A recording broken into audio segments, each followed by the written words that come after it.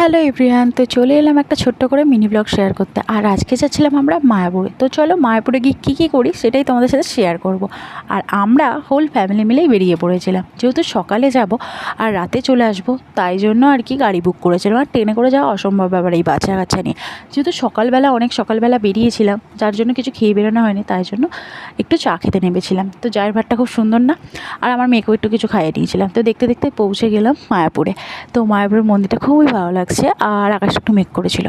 আর গিয়ে এখানে যেহেতু একদিনও থাকবো না, তাই জন্য আর কি একটাই রুম বুক করেছিলাম, যাতে একটু রেস্ট নিতে পারি। আর রেস্ট নিয়ে তারপরে আমরা ভোগ খেতে চলে গেছিলাম। আর ভোগ খেয়ে এসে আবার ঘুমিয়ে পড়েছিলাম। 4টে সাড়ে 4টে ঘুম থেকে উঠলাম, উঠে আবার শ্রীকৃষ্ণের দর্শন করতে চলে গেছিলাম। আর যেহেতু শ্রীকৃষ্ণের ওখানে মানে আর কি মায়াপুরের মন্দিরের ভেতরে ফোন অ্যালাউ নেই, তাই জন্য আর কি ভিডিও করতে পারিনি। আর এখানে আমি আর সৌরভ তার ফাঁকে একটু ঘুরতে চলে গেছিলাম। আর ওখানে একটা 40 টাকার টিকিট দিয়ে এই দৃশ্যগুলো দেখিয়েছি, খুবই সুন্দর। তো এটুকুই ছিল ভিডিওটা। যদি ভালো